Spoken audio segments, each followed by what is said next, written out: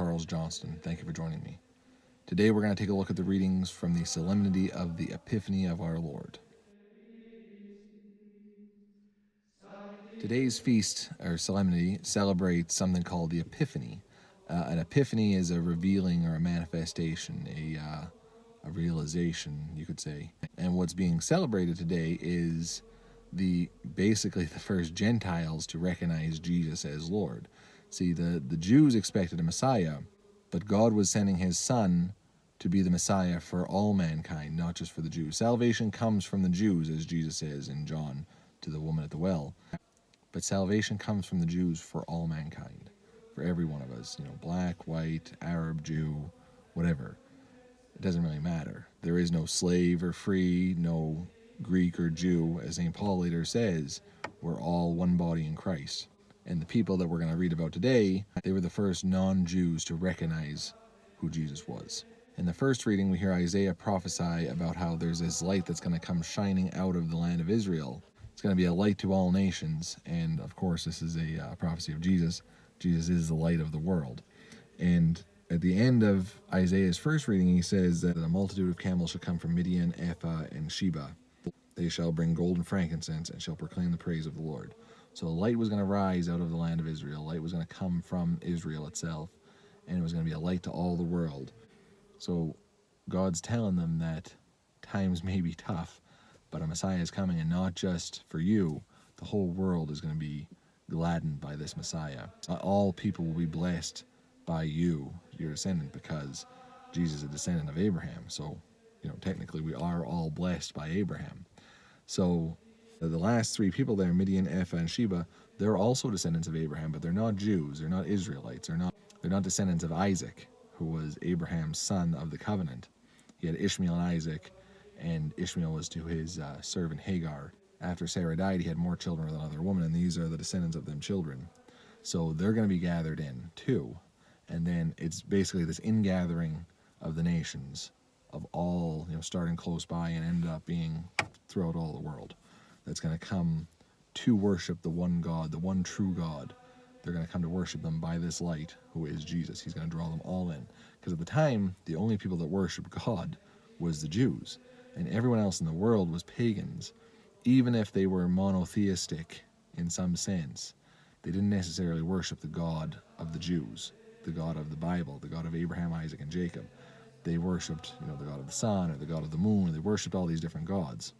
So through the prophet Isaiah, God's saying that he's going to draw in the whole world to the worship of the one true God.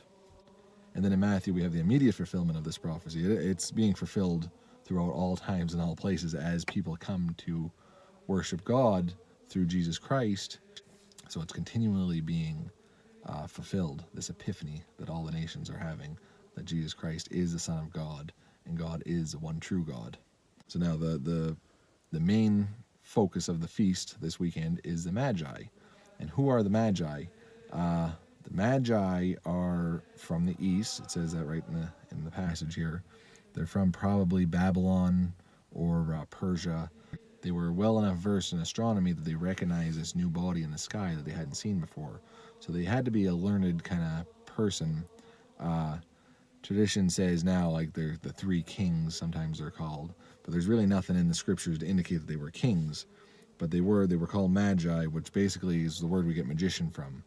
But most likely they were either priests of a temple in the east, or they were most likely either priests or some sort of scribes, some sort of like scholarly people, because they had a lot of knowledge to know. They seen the star rising in the east, but then they were spurred by God to follow this star. See, a lot of people probably saw the star. The star was in the sky for everyone to see, but they were the ones that followed it to see where it led. Now when Jesus was born in Bethlehem of Judea, in the days of Herod the king, behold, wise men from the east came to Jerusalem, saying, Where is he who has been born King of the Jews? For we have seen his star in the east and have come to worship him. So they seen his star and they come to worship him. And notice they call him the King of the Jews. So they travel from the east. That's what they said. We've seen a star in the east. They travel to Jerusalem, which is the capital of Israel. and that's where the temple is. That's the biggest city. It's the main city of Israel. And they travel there because, there's someone important going to be born, the king of the Jews. You'd think he's going to be born in Jerusalem. It's a obvious inference you'd make from that. And they go to the current king and say, hey, we've seen this star rising in the east for this new king. Where is he? And understandably, Herod reacts not so well. But he hides his true reaction from them. He's very deceptive. He gathers all the chief priests and the scribes, and he asks them, where is the Messiah going to be born? And they told him, in Bethlehem of Judea, for it is written by the prophet, and you, O Bethlehem, in the land of Judea, are by no means least among the rulers of Judah, for from you shall come a ruler who will govern my people Israel. So then, we know the rest of the story. He sends them off and tells them to come back and tell him where he found them so that then he can murder them, but he doesn't say that. He sends them basically to be spies for them, because they really didn't know the character of Herod. Herod was a bad dude, to say the least.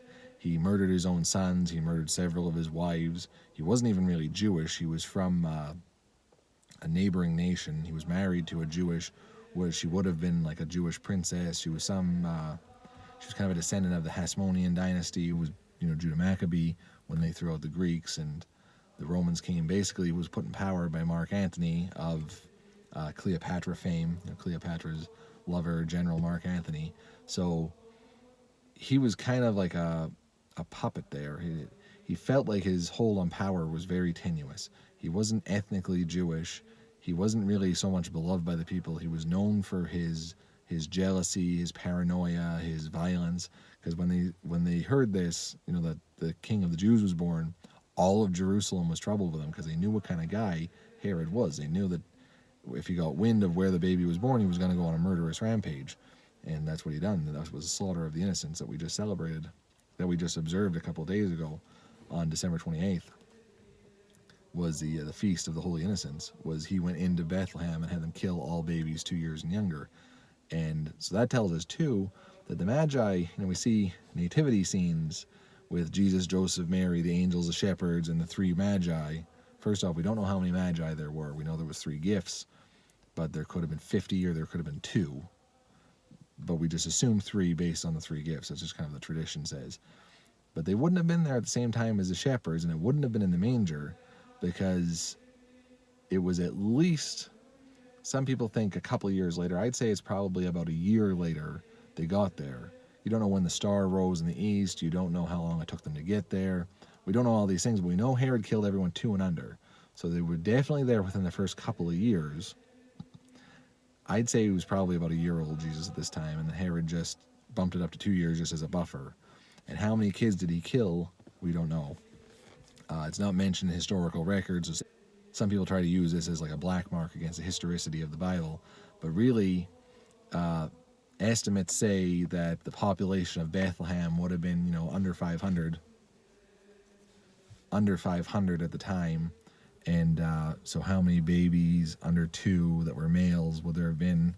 Maybe a dozen, which is still terrible, but really a bloodthirsty ruler murdering a dozen children at a time when rulers murdered children as just a regular course of action, like the Romans were famous for killing babies in towns that they took over.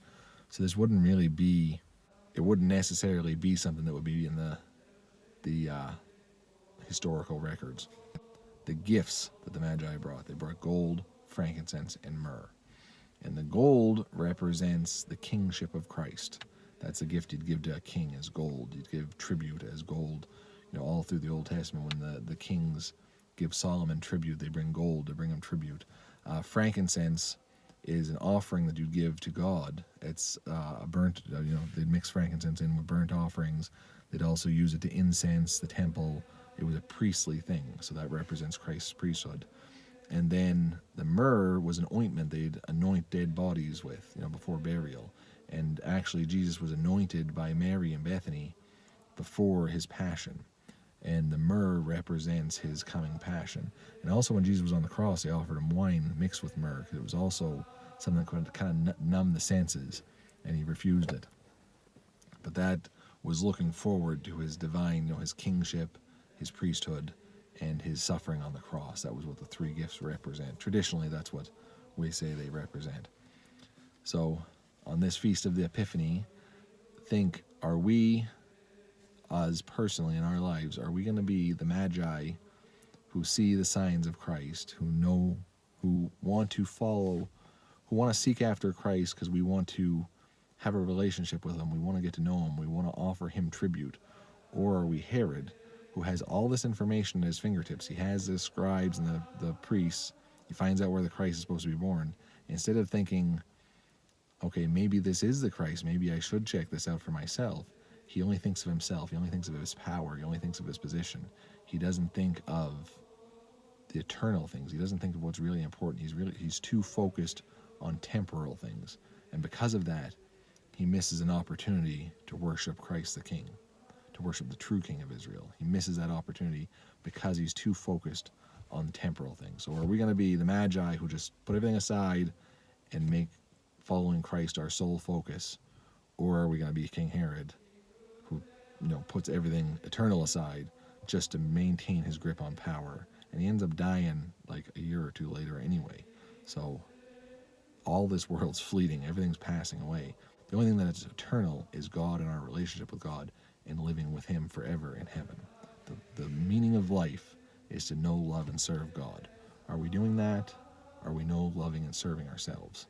So that's a question to ask ourselves on Epiphany. Am I seeking after Christ with the fervor and intensity of the Magi, or am I holding on to things of this world like Herod? Thank you for watching. God bless. Peace be with you.